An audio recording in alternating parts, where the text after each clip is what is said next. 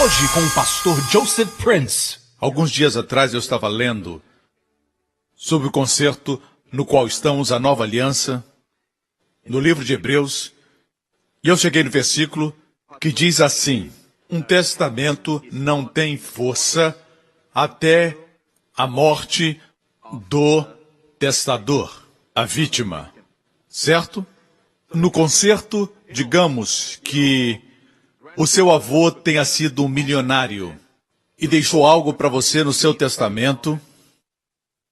Você não recebe nada, mesmo seu nome estando lá, até que ele morra. Ou seja, a Bíblia diz que a aliança tem força ou valor somente quando alguém morre. Sempre que participa da ceia do Senhor, a Bíblia diz que você proclama a morte do Senhor.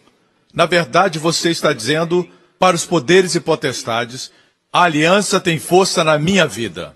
Amém? Você declara para o céu que a aliança está em vigor na minha vida. Amém?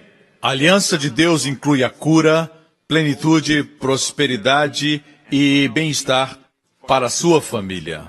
Glória a Deus. Eu quero continuar de onde paramos quando preguei algumas semanas atrás, em 2 Coríntios 5,17. Vamos ver esse texto agora. Versículo 17. Portanto, se alguém está em Cristo, aqueles que creem em Cristo são uma nova criatura. Continua dizendo: as coisas antigas já passaram. Eis que novas coisas, ou seja, todas as coisas se fizeram novas. Tudo isso provém de Deus, que nos reconciliou consigo mesmo por meio de Cristo e nos deu o ministério da reconciliação, não da condenação. Ou seja, que Deus em Cristo estava reconciliando consigo o mundo, não lançando em conta os pecados dos homens. Você sabia que o mundo não escutou pregadores cristãos, em geral, dizendo que Deus não está irado, não está aborrecido com você, Deus não lança em conta pecados sobre você. Deus enviou seu Filho para morrer por você. Foi quando ainda éramos pecadores que Cristo morreu por nós. Deus o amou quando estava na sua pior condição. Deus entregou o seu Filho quando você era pecador. Amém?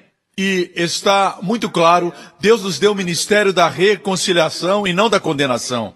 E a palavra diz que Deus não lança em conta os nossos pecados. Deus não está contando os nossos pecados. Os seus parentes talvez não sejam salvos, os que não creem em Cristo, os que não conhecem o maravilhoso Evangelho, as boas novas celestiais, aqueles que não acreditam não são salvos. Mas Deus não lhes imputa pecado.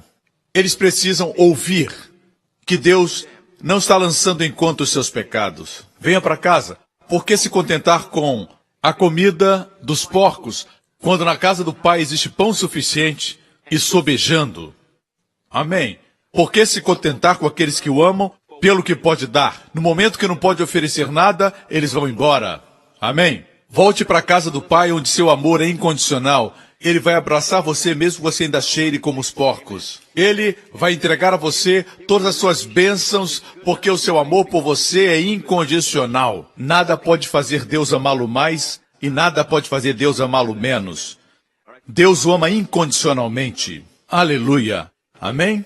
Amém? Glória a Deus. E a palavra que temos para o mundo é esta: Deus não está contando seus pecados contra você. Amém? Raramente escutamos isso, mas está na Bíblia. Deus não está lançando em conta os pecados dos homens e nos confiou a palavra da reconciliação. Verso 20. Portanto, somos embaixadores de Cristo, como se Deus estivesse apelando por nós. Por amor de Cristo lhes suplicamos, reconciliem-se com Deus. Amém? Deus não está com raiva de você, porque está com raiva de Deus. Deus não tem nada contra você, porque você é contra Deus. Volte para casa, o Pai está esperando por você. Glória a Jesus, não importam quais são suas falhas. Ele continua querendo dar a você muitas coisas. Quer derramar muitas bênçãos. Ele anseia por derramar seu amor sobre você. Amém? Deus ama vocês, irmãos. Por isso temos que dizer para o mundo: A boa notícia é que Deus não imputa pecados em você. A morte do seu filho é uma declaração de que Deus ama você. No lugar de punir seus pecados, Ele pegou seus pecados e os colocou sobre Cristo. E Deus puniu seu filho no seu lugar, para que Deus não puna você por seus pecados. O pecado não pode ser punido duas vezes. É a lei da dupla punição. Nenhum crime pode ser julgado duas vezes segundo a lei. Amém? Glória a Deus. Amém? Você é advogado, né? Percebi o advogado concordando. Estamos em boas mãos, aleluia. Agora, o versículo seguinte diz algo muito poderoso que aconteceu quando Jesus morreu no nosso lugar. Deus tornou pecado por nós aquele que não tinha pecado. Jesus não tinha pecado. Pedro falou que ele não cometeu pecado. João disse nas suas epístolas que nele não havia pecado. Ele não conhecia o pecado, não cometeu o pecado e nele não havia pecado. Mas a Bíblia diz que aquele que não tinha pecado se tornou pecado por nós ali na cruz, para que nós nos tornássemos justiça de Deus. Veja, algumas semanas atrás Deus começou a falar comigo, compartilhei com os pastores, que chegou o momento e todos os anos eu gosto de dar um curso para que você entenda mais a respeito da nova aliança e da justiça. Amém? Nós temos estado em um avivamento. Já tem anos, uma revolução do Evangelho, e essa nova geração precisa ouvir o que eu compartilhei anos atrás. Amém? E Deus adiciona sempre algo novo para nós. Amém? Está pronto para esse curso especial?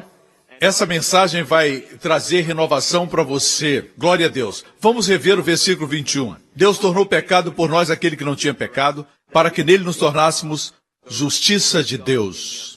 Deixe-me falar algo sobre a justiça, ok? Quando lemos a Bíblia, Paulo falar a respeito da justificação pela fé, aqueles que são da fé, Abraão creu em Deus, isso lhe foi imputado como justiça. Esses textos falam da justiça pela fé, não a justiça pelas obras. No Antigo Testamento, você tinha que obedecer a Deus e obedecer em tudo, todos os 10 mandamentos para que você fosse justo, certo? Ninguém conseguia. Se conseguiam no exterior, não conseguiam na mente ou dentro do coração. Mas no Novo Testamento que Jesus estabeleceu para nós, amém? Basta crer no que Jesus fez e Deus conta como justiça. Deus diz, você é santo e inculpável aos meus olhos. Amém? Sob o antigo pacto, certo? Os profetas chamavam seus pecados à lembrança. Mas os profetas do Novo Testamento falam da sua justiça em Cristo. No antigo pacto, Deus dizia, eu vou lembrar do pecado de vocês, não vou esquecer, até a 3ª ou 4ª geração. Mas a nova aliança, por causa da morte, o sepultamento e ressurreição de Jesus, Deus diz nesse novo concerto que Ele não se lembrará mais dos seus pecados. Boa notícia. Estamos lidando com Deus que não se lembra mais dos nossos pecados. Não lembra. Amém? Por alguma razão, as boas novas não soam boas nos nossos dias. É difícil ouvir boas notícias, mas as boas novas do Evangelho são essas. Deus o considera justo aos seus olhos. O considera merecedor de todas as suas bênçãos. O considera digno de receber tudo o que ele tem para dar. Amém? Você olha para você e faz a pergunta, como posso ser justo, pastor? Como isso é possível se as minhas ações não são justas? Voltemos para o versículo. Como Jesus se tornou pecado? Ele cometeu pecados para se tornar pecado? Não, não cometeu pecado. Então, como se tornou pecado? Ele recebeu o pecado na cruz. Assim como nos tornamos justos fazendo obras de justiça? Não, recebemos a sua justiça. Amém? Quando Jesus recebeu nossos pecados, ele foi amaldiçoado?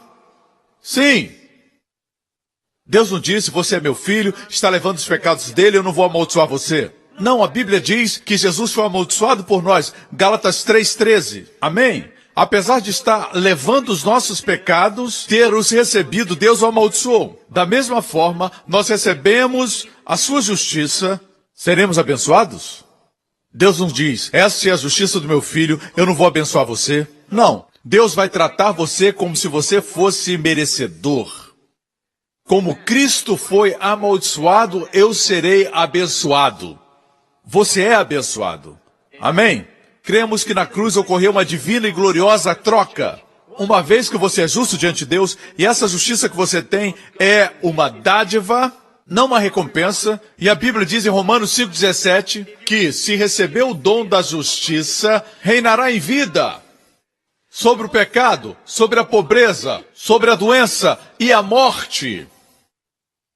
Em vida, reinará em vida, será cheio de vida e reinará em vida.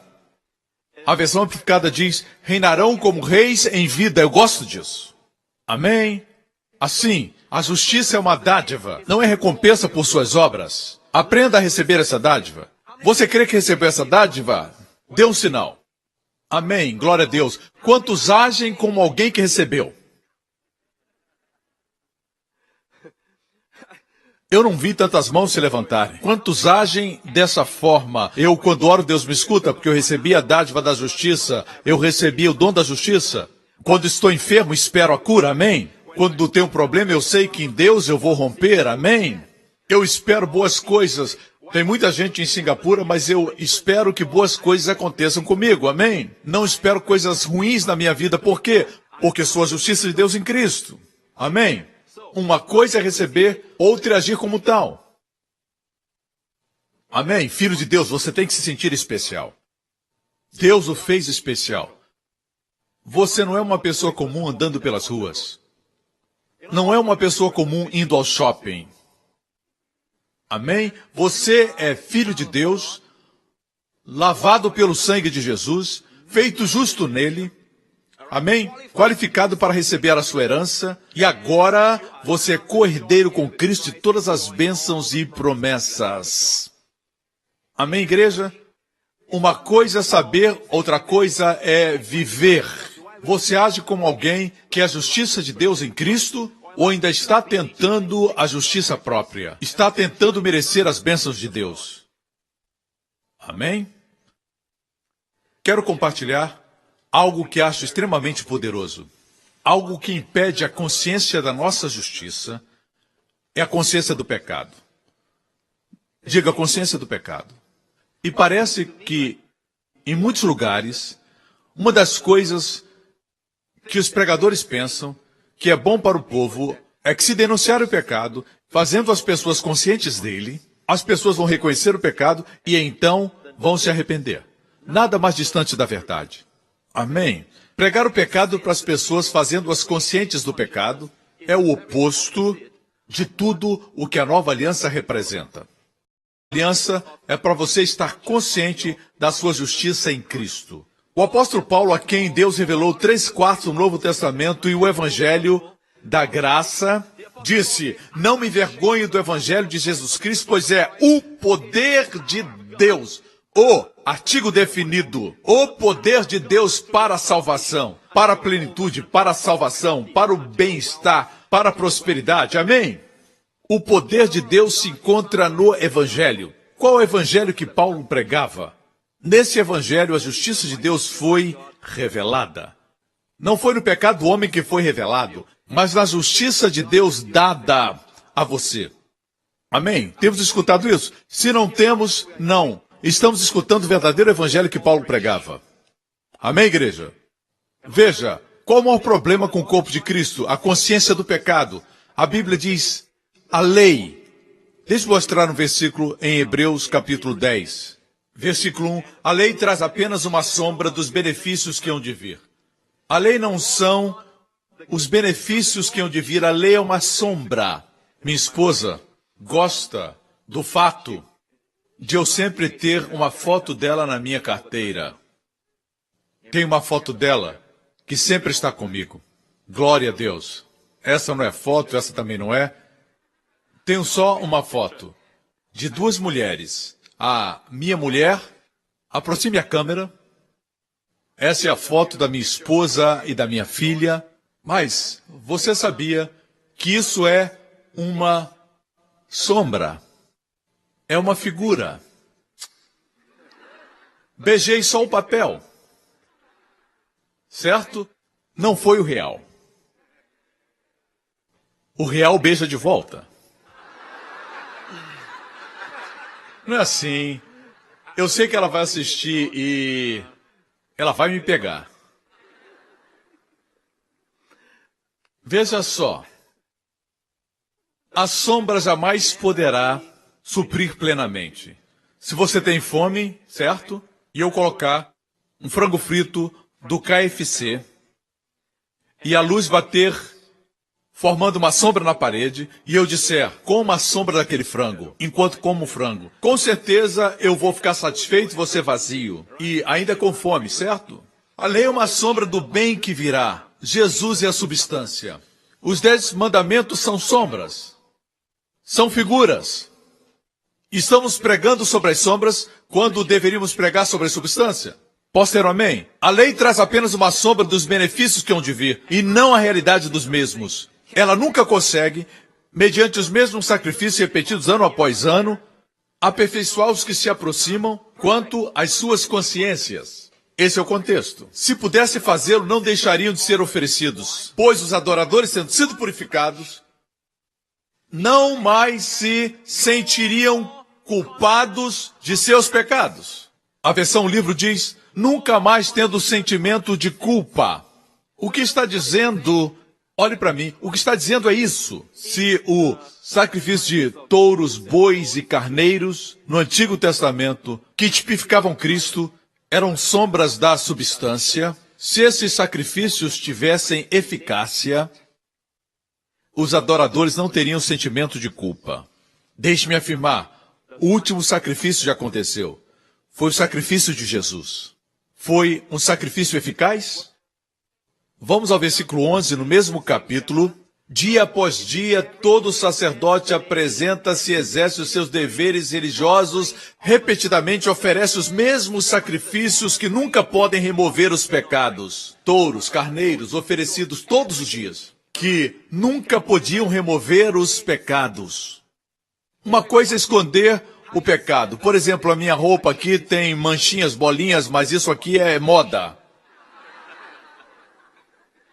Mas imagine que tem uma mancha. Se na minha camisa tivesse uma mancha de tinta e eu cobrisse com meu paletó, seria chamado expiação ou cobertura. Expiar é cobrir.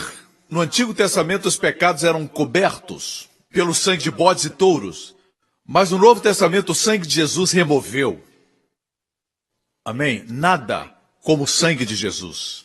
E é gratuito. Aleluia. Glória a Deus. Amém. Não cobre, remove. Posso ter um amém? Assim, a Bíblia diz que esses sacrifícios não podiam remover, somente cobrir. Cobrir, até que Jesus viesse remover. Por sua morte na cruz. Mas quando este sacerdote acabou de oferecer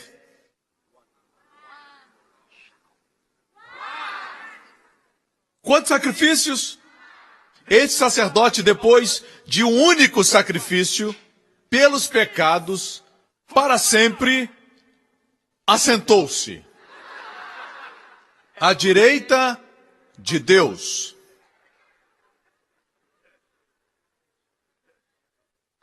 Agora, ele sentou porque o trabalho terminou. Voltemos ao verso 11. Dia após dia, todo sacerdote apresenta-se. Se apresentava. Estava de pé, ele não se sentava, porque a obra nunca concluía. Oferecia repetidamente, diariamente, os mesmos sacrifícios. Mas Jesus ofereceu o único sacrifício, pelos pecados, para sempre, e assentou-se. Amém? Sua obra foi concluída. Agora, de acordo com Hebreus 10, versículo 2, adoradores tendo sido purificados, não mais teriam consciência de seus pecados.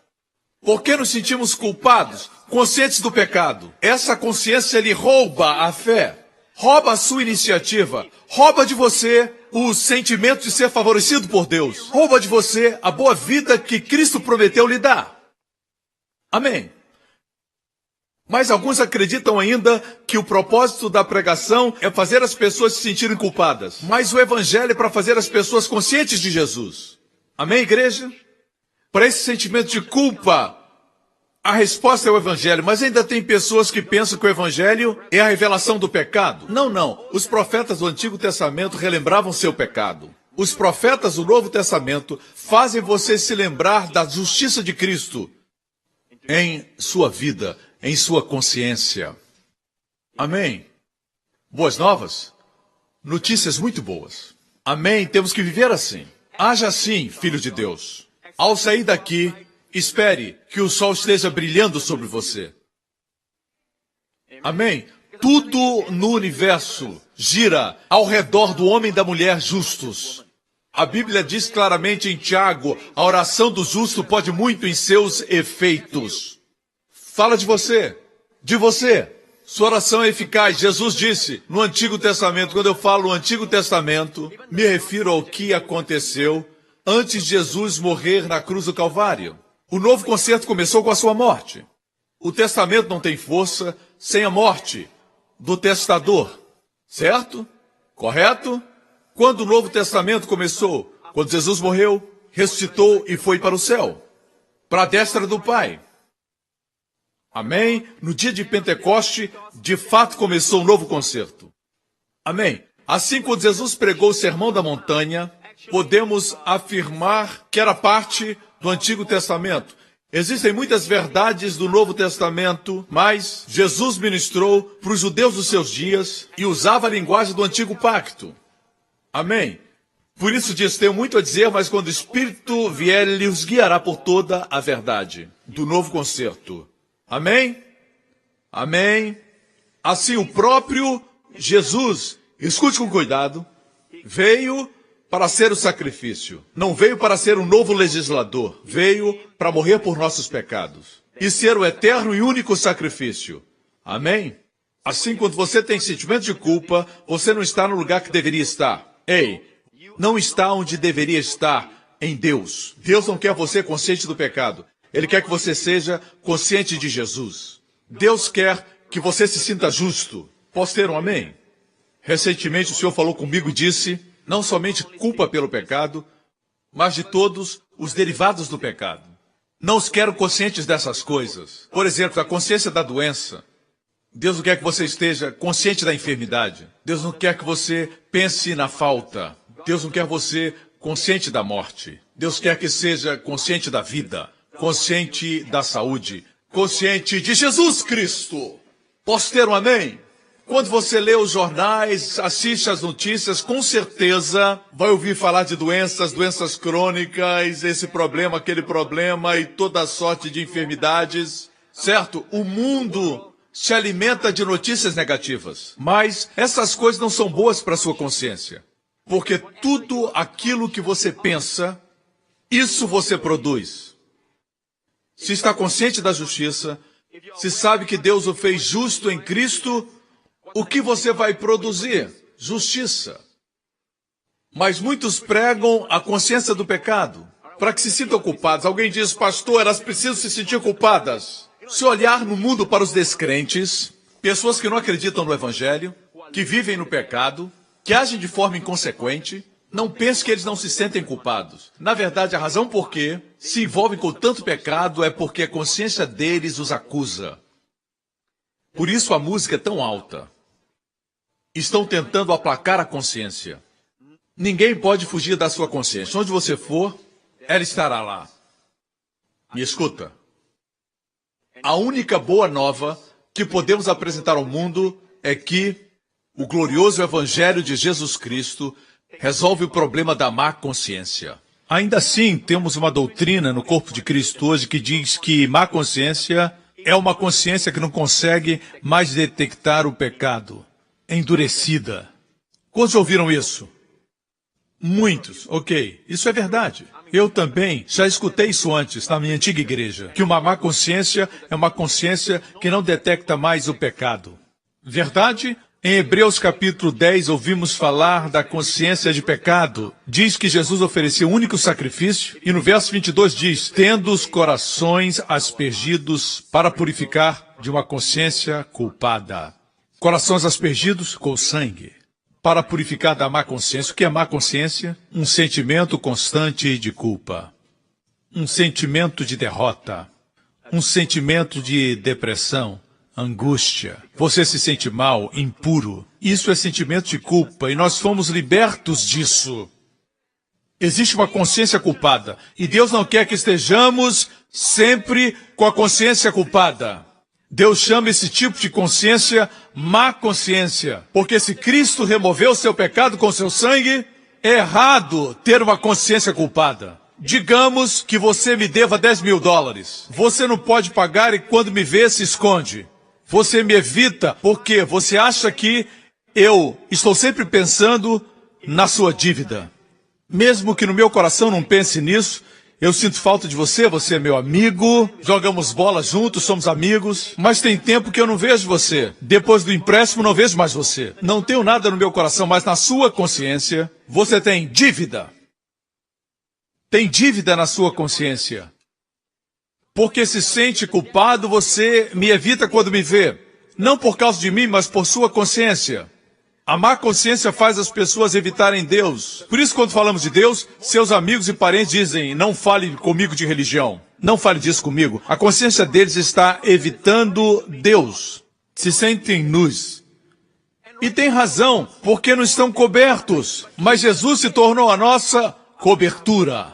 Se tornou nossa vestimenta de justiça. Isso está em Cristo. Não estamos nus, estamos cobertos pela justiça de Cristo. Como Cristo é, assim somos nós, neste mundo. Deus não julga você olhando para você hoje. Deus julga você baseado em Jesus Cristo. Você é tão bom quanto Jesus, porque Jesus ocupou o seu lugar. Porque na cruz ele morreu por você. Sabia disso? Morreu no seu lugar. Ele não morreu por causa dele mesmo. Ele não tem pecados. Morreu como se fosse nós. Deus o ressuscitou como se fosse nós. E Deus o colocou à sua destra como se fosse nós. Hoje, como Cristo é, assim somos nós. Quando Deus quer julgá-lo, ele olha para Cristo. A questão não é essa. Pastor, eu sou aceito por Deus? Você deve perguntar, Jesus é aceito por Deus? Porque como Cristo é, assim é você diante de Deus. Amém? É a justiça de Cristo, não é a minha. Você é justo em Cristo. Tudo que ele é, Deus creditou na sua conta. Boa notícia!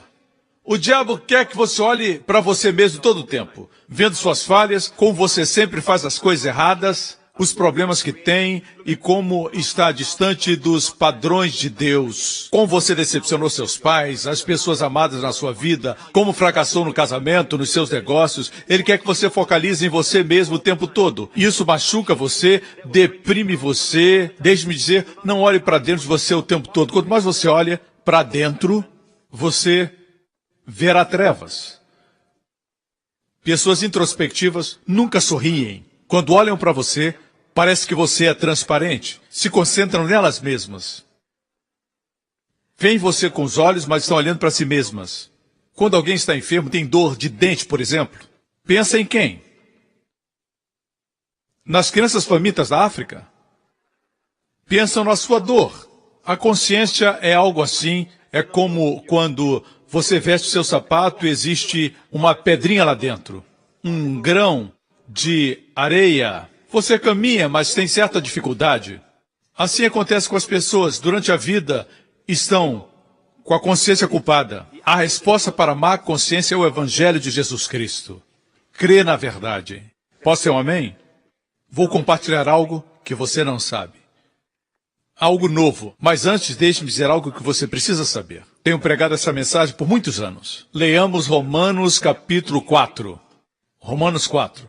A propósito, enquanto você abre e marca o texto, antes de analisarmos Romanos capítulo 4, deixe-me convidar você a estudar um pouquinho de história. Algo que o seu professor na universidade nunca disse. Como surgiu a consciência? De onde vem a consciência? Eles dizem que é da criação, mas deixe-me dizer. A consciência está presente desde pequena. Uma criança que tem somente 2 anos, quando faz algo errado, você olha para ela e está com o biscoito na boca, você diz, você pegou o biscoito que eu disse para você não pegar? Certo? Biscoitos por todo lado. Pelo jeito que ela olha para você, ela sabe o que fez de errado. Amém? Existe algo dentro dela. Deixe-me falar do início da consciência. Tudo começou no jardim do Éden, ok? Qual foi a árvore que Deus mandou que o homem não comesse? Deus deixou que ele comesse de todas as árvores, certo? Deus foi generoso e disse, podem comer de todas as árvores.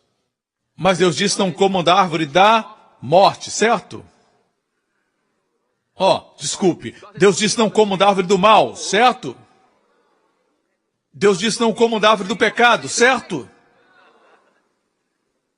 O que Deus disse?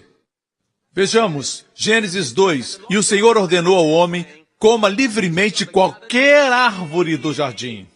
Deus é um Deus tão bom e tão generoso.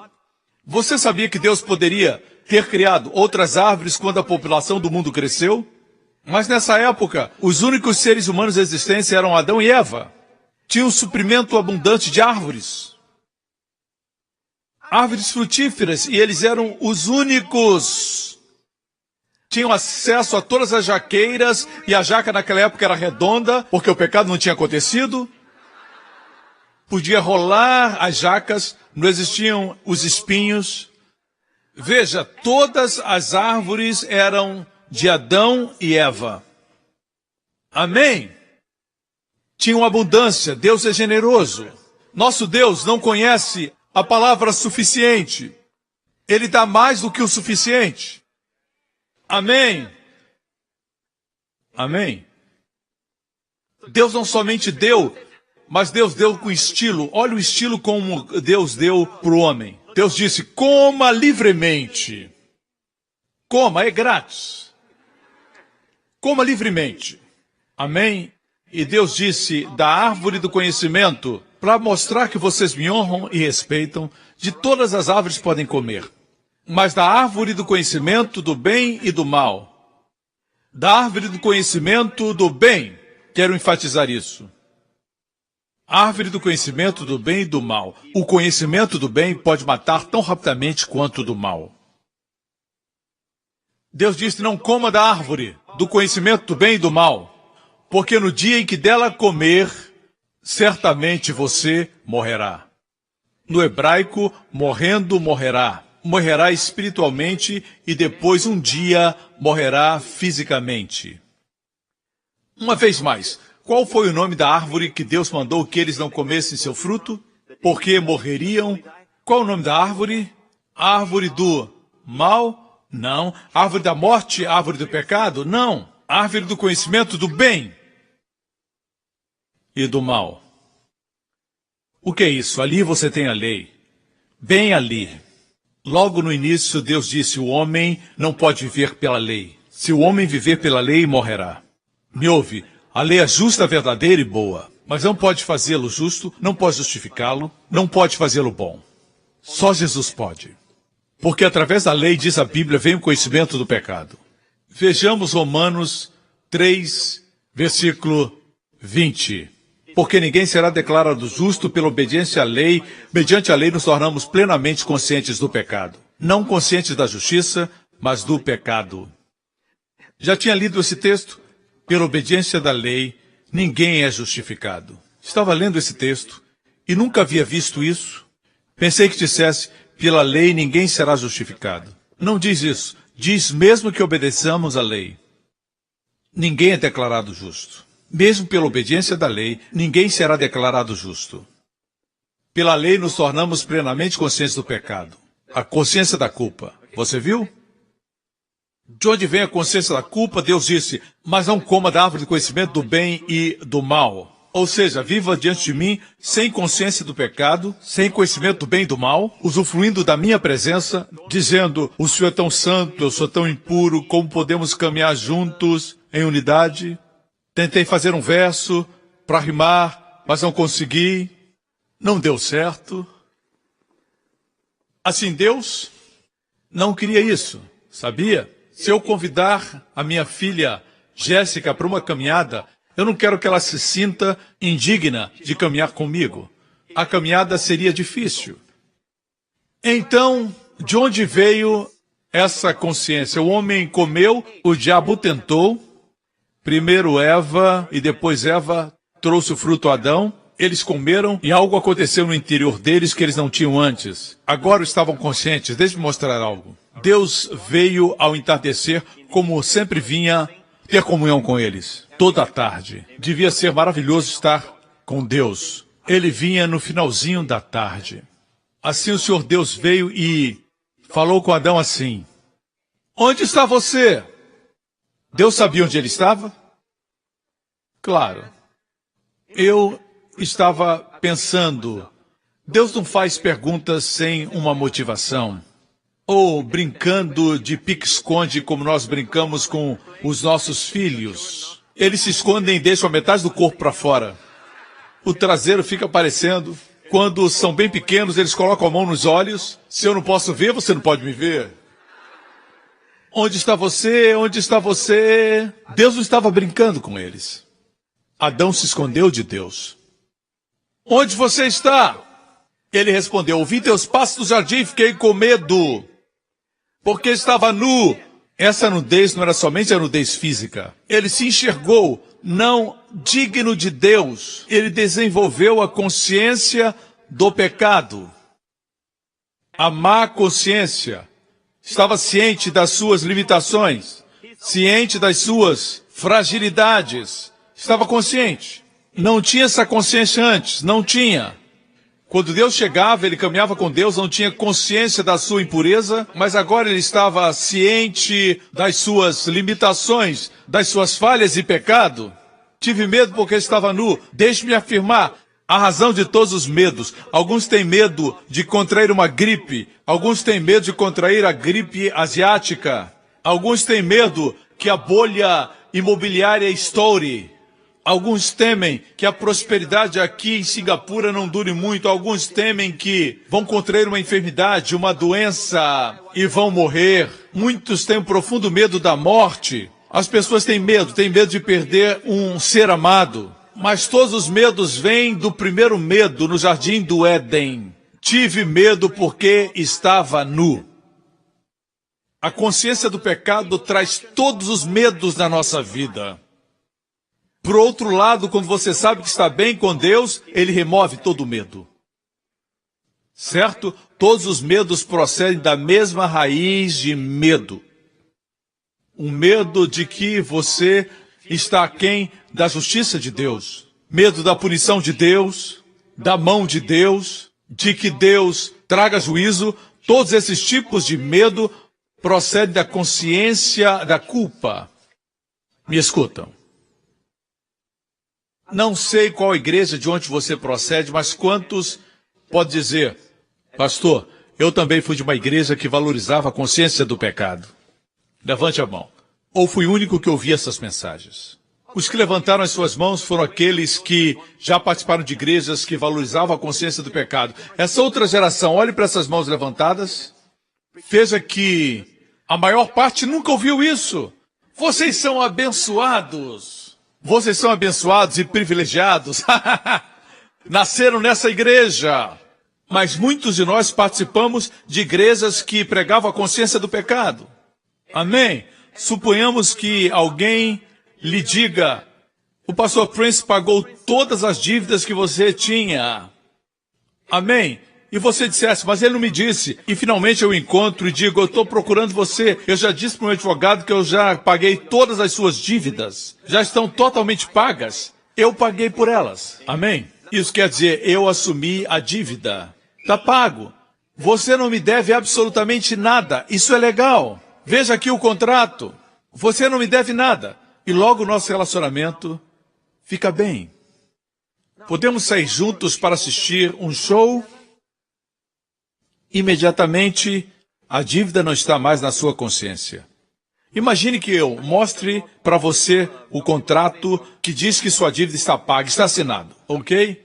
E é um contrato assinado e autorizado por uma firma de advocacia em Singapura. E você olha e diz: eu não acredito. Você sabia que a Bíblia é um documento legal de Deus? Mas você não acredita. Mesmo eu tendo pago as suas dívidas, e eu convido a assistir um filme, você diz: eu não me sinto muito bem hoje. Eu não me sinto bem por causa da minha dívida. Já está pago. Ah, mas eu tenho um sentimento aqui que eu devo alguma coisa para você. Depois que eu pagar, a gente vai para o cinema. Isso vai me trazer tristeza. Não vai me fazer sentir, ah, você vai me pagar, isso é muito bom. Só um avarento diria isso. Eu me sentiria triste. Não seria uma amizade verdadeira, não por causa da dívida, não por causa do pecado, mas porque não acreditou em mim, quando eu disse que paguei. A dívida agora está na consciência, não está mais no livro de dívidas. Porque Jesus morreu por você, não existe mais no céu um registro de dívidas. Não está mais diante dos olhos de Deus, mas para alguns crentes está na sua consciência. E por quê? Porque eles não creem no documento legal, as Escrituras.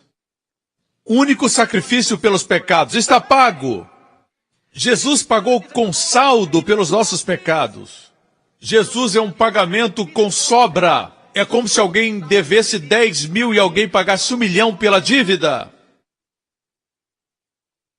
E você ainda não crê. Isso entristece o Espírito Santo. Amém? Vocês me escutam? Deus veio e disse, onde está você? Ele disse, tive medo porque estava nu.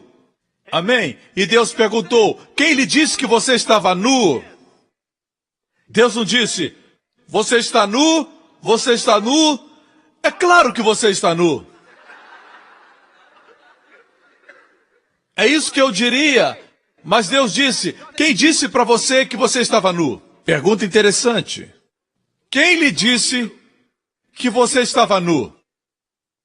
Você pode responder, quem disse a Adão que ele estava nu? O diabo? Não exatamente. A consciência dele chegou perto, certo? A consciência é parte, mas a consciência veio por causa da árvore. A árvore do conhecimento do bem e do mal. Foi depois de ter tomado o fruto da árvore do bem e do mal que percebeu que era pecador, que estava nu, que descobriu que lhe faltava algo. Ele estava sem a consciência da provisão. Deixe-me lhe dizer que Deus deu a ele tudo no jardim, mas repentinamente só tinha consciência da sua nudez. Irmão, quem disse que você está nu? Deus lhe vestiu. Quem disse para você? Amém? Foi a consciência. Mas de onde veio a consciência? Foi o que perguntei. Veio da árvore do conhecimento do bem e do mal. Mas, pastor, temos que aprender a viver pela nossa consciência? Sim e não.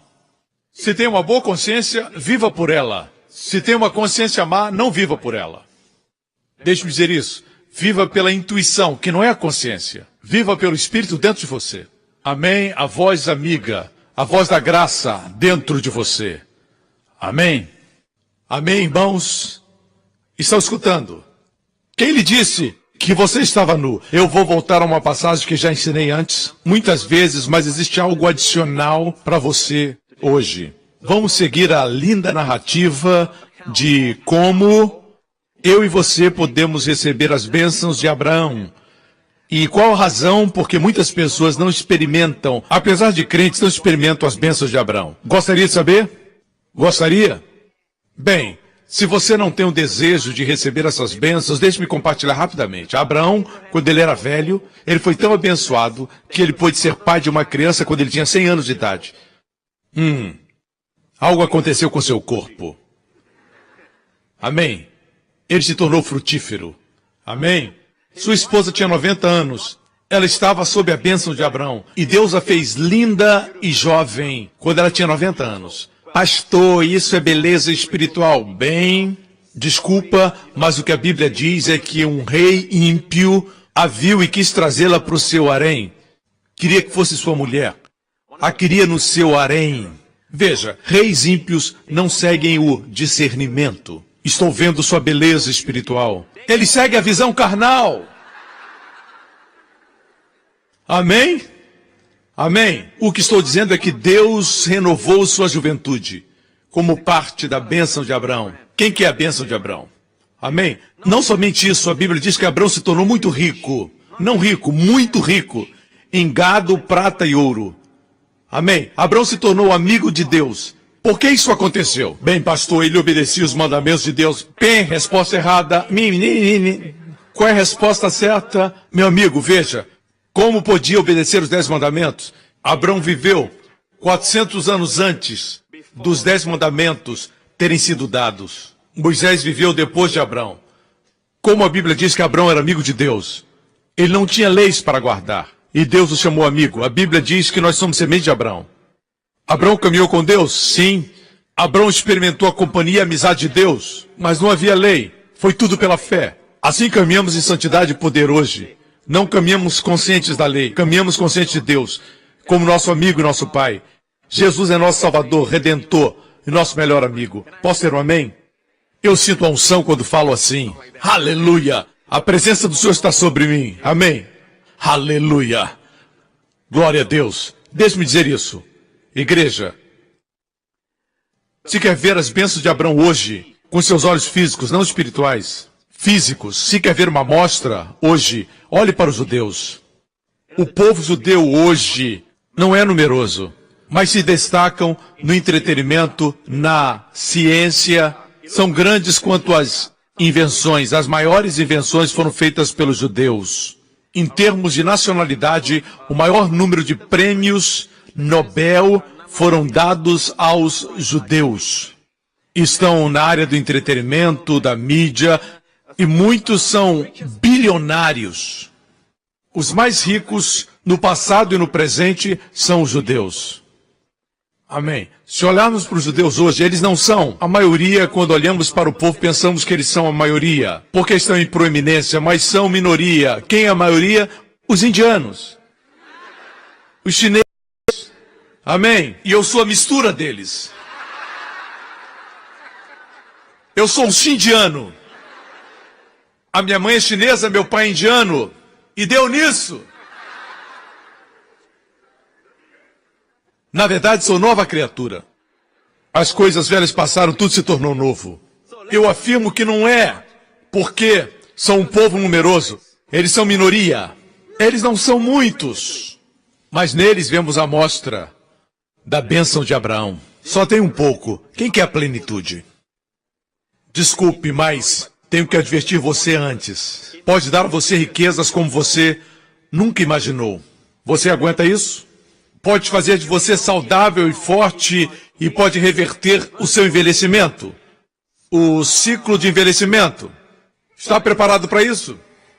Vovó, você está preparada para o vovô se tornar como Abraão? Amém. Pode não qualificar mais para os benefícios da terceira idade. Está seguro que quer as bênçãos de Abraão? A pergunta é por que não vemos essas bênçãos no corpo de Cristo hoje? Não as vemos. E por quê? Deixe a Bíblia responder. O documento oficial de Deus. Romanos 4. A promessa que ele seria o herdeiro do mundo. Qual era a promessa? Que Abraão seria o herdeiro do mundo. Para ser o herdeiro do mundo, precisa se tornar rico. Como alguém pobre pode ser herdeiro do mundo? Amém? Para ser herdeiro do mundo, você tem que ter saúde. Como alguém pode ser herdeiro do mundo estando sempre enfermo? A grande promessa de ser herdeiro do mundo inclui outras bênçãos. Riqueza e saúde. Amém? Não tenha medo de falar riqueza e saúde. É parte da bênção de Abraão. A promessa é que ele seria o herdeiro do cosmos, do mundo. Por que não vemos os crentes que são semente de Abraão, como a Bíblia diz, experimentando essas bênçãos? Por quê? Porque essa promessa, diz a Bíblia, que seria o herdeiro do mundo para Abraão e sua semente, não era pela lei, mas mediante a justiça que vem da fé.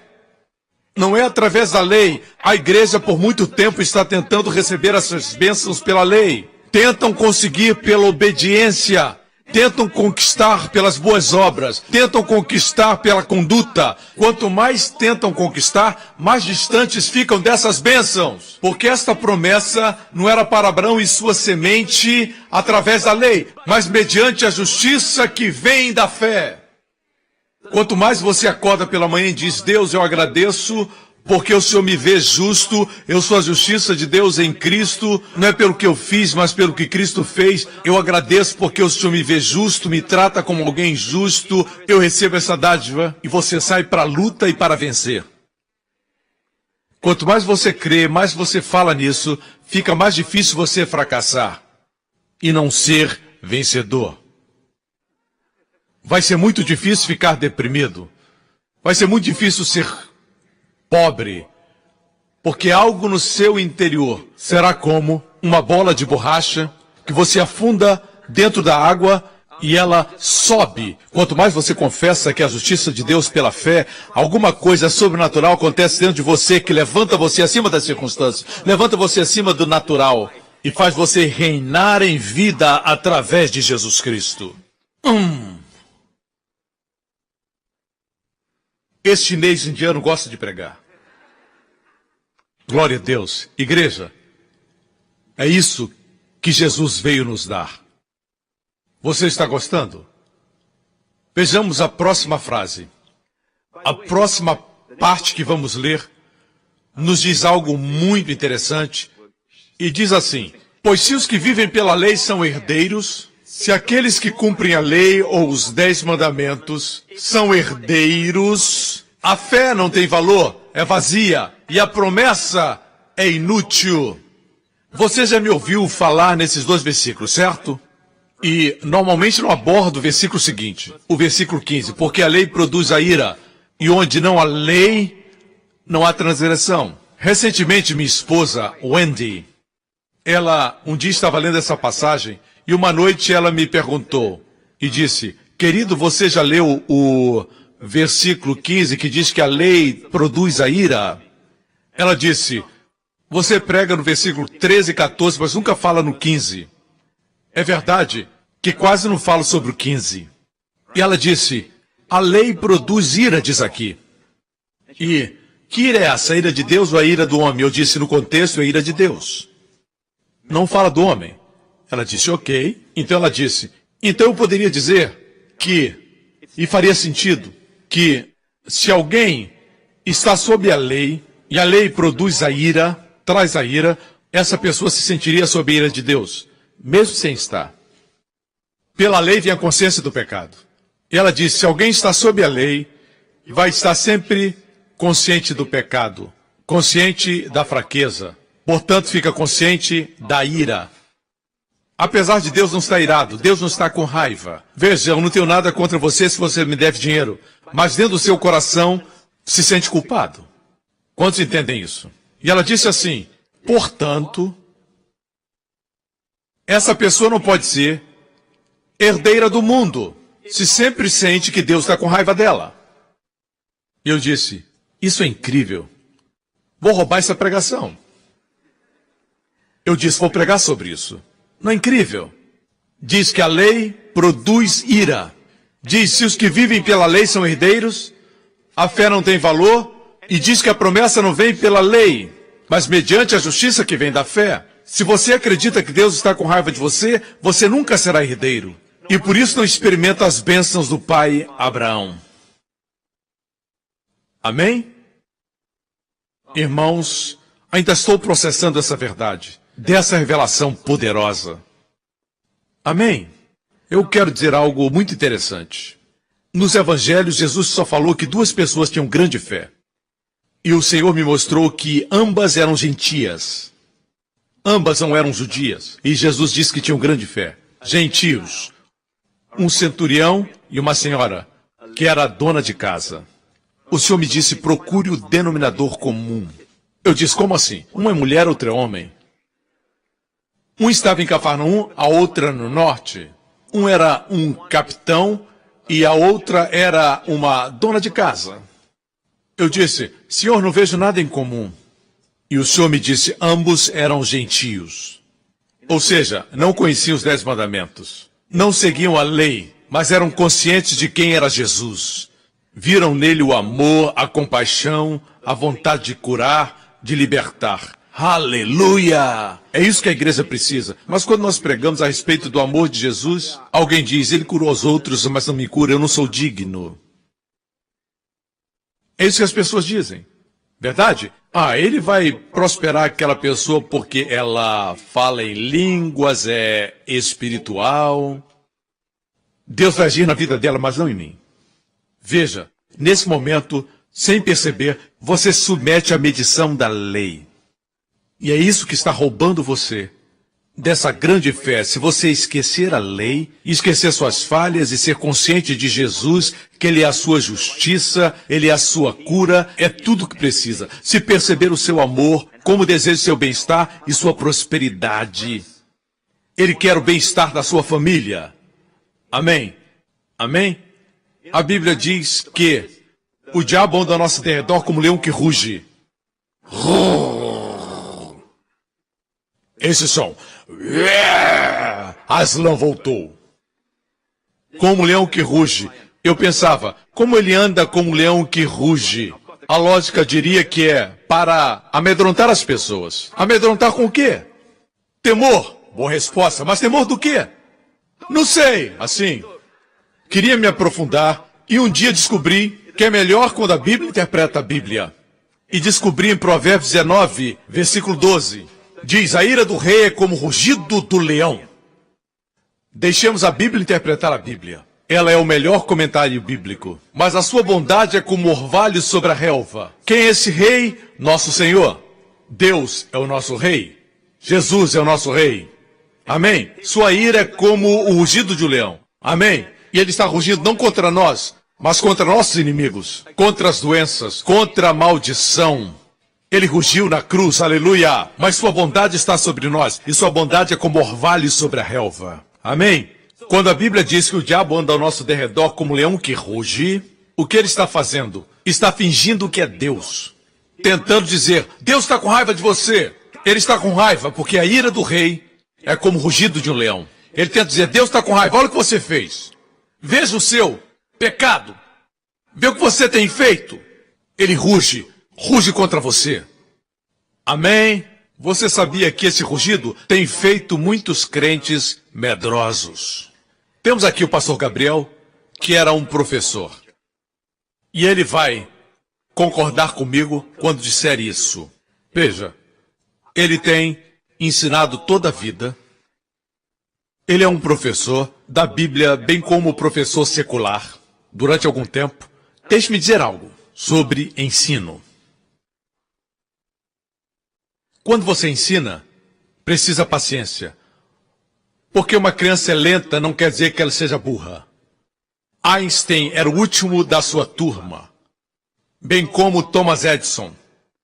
Mas eram brilhantes, incríveis. Amém? Graças a ele nós temos a luz elétrica. Thomas Edison, o último da turma, ele foi o inventor da lâmpada. Deixe-me dizer-lhe isso. Igreja, quando demonstramos para as crianças que estamos com raiva, quando elas erram, depois disso, apesar de serem inteligentes, elas não aprendem, porque a ira produz o erro. Faz você errar mais, fracassar mais. Amém? Certa vez o Espírito Santo me disse, quando Jéssica tinha 2 anos de idade, quando ela olhava para mim, certa vez o Espírito me disse, sorria, dê um sorriso para ela. Eu disse, por quê? O Espírito disse, você está muito sério. Amém? Agora, quando ela olha para mim, eu me esforço e sorrio. Certa vez, quando ela tinha 4 anos, ela me perguntou, papai, você está cansado? Eu disse, não. Está triste? Eu disse, não. Eu me sentia bem. Ela disse, está com raiva? Eu disse, não. Por que essa cara? E eu me olhei no espelho. Às vezes, o seu rosto não reflete o que está dentro. Quantos entendem isso? As crianças são muito sensíveis ao seu rosto. A razão por que elas não aprendem mais é porque os professores ficam... Ai. Não precisamos de professores assim. Precisamos de professores pacientes, amém? Amém, igreja? Tranquilos. Amém? No momento que você mostra uma cara feia para uma criança, esse aluno não vai gostar da matéria. A criança vai ter aversão àquela classe. Não por causa do assunto, mas por causa do rosto do professor. E às vezes, quando mudam o professor e entra um professor encorajador, o que acontece? A criança começa a gostar da matéria, por causa da paciência do professor. O diabo fica rugindo como leão, dizendo, Deus está com raiva de você. Mas amigo, Deus não está com raiva de você, Ele está esperando que você volte para casa. Ele não está considerando as suas falhas, mas diz, venha para o lar. Amém, igreja? E essas são as boas novas. E eu afirmo, igreja, Deus ama vocês. Sua face resplandece, porque vocês são a justiça de Deus em Cristo. Quando sair daqui, lembre. As pessoas dizem, não sabemos quem vai ser o próximo a morrer, quem vai ter o próximo acidente. Não se preocupe com isso, não se preocupe com os outros. Cuide de você. Haja como alguém que é justo, que é correto em Cristo. Declare, 1000 cairão ao meu lado, 10.000 à minha direita e não serei atingido. Durante a Segunda Guerra Mundial, nas Filipinas, um soldado americano que possui uma Bíblia pequena no seu bolso foi atingido por uma bala. A bala não penetrou, ela ficou presa na Bíblia. Ele abriu a Bíblia e viu que a bala parou exatamente no Salmo 91, que diz, 1000 cairão ao seu lado, 10.000 à sua direita, e não serás atingido. Amém, vou concluir com isso. Sinta-se especial. Você é especial. Deus abriu os céus para você. Quando você entra no shopping, é como se Deus dissesse, entre todos aqui, esse é o meu amado. Espere boas coisas. Amém. Mas pastor, isso aconteceu com aquela pessoa. Eu não conheço aquela pessoa. Eu me conheço. E sou a justiça de Deus em Cristo. Amém. Amém? Não somente escute, pratique. E será abençoado além da sua imaginação.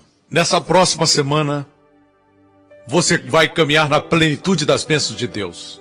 O Senhor abençoe você com as bênçãos do pai Abraão, as bênçãos de Deuteronômio 28.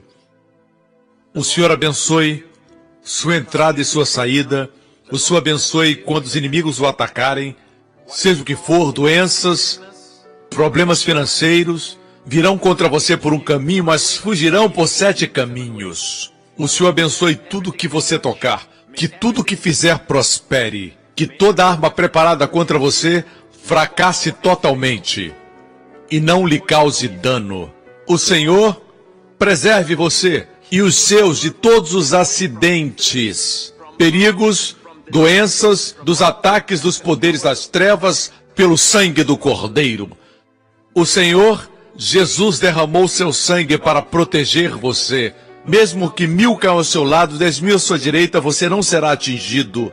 O Senhor faça a sua face brilhar sobre você e seus filhos e conceda favor para você e para os seus. Que você e a sua família caminhem no favor de Deus, que os seus filhos tenham o favor de seus mestres na escola e dos seus amigos. Que o Senhor os abençoe nos estudos e que eles tenham grande sucesso. Amém. Que o Senhor levante a sua face sobre vocês e suas famílias e conceda a você e aos seus sua shalom, paz, bem-estar. Em nome de Jesus. Amém. Deus o abençoe. Obrigado por sintonizar no programa de hoje. Esperamos que tenha sido uma bênção para a sua vida. Para mais informações sobre o programa da Igreja New Creation, acesse o site ncctv.org.sg. Lá você poderá se inscrever para receber um devocional diário do pastor Joseph Prince. Seja incentivado e fortalecido todos os dias e saiba o quanto Deus lhe ama através desses devocionais. Acreditamos que seu dízimo pertence à igreja que você frequenta e oramos para que você seja grandemente abençoado, altamente favorecido e profundamente amado.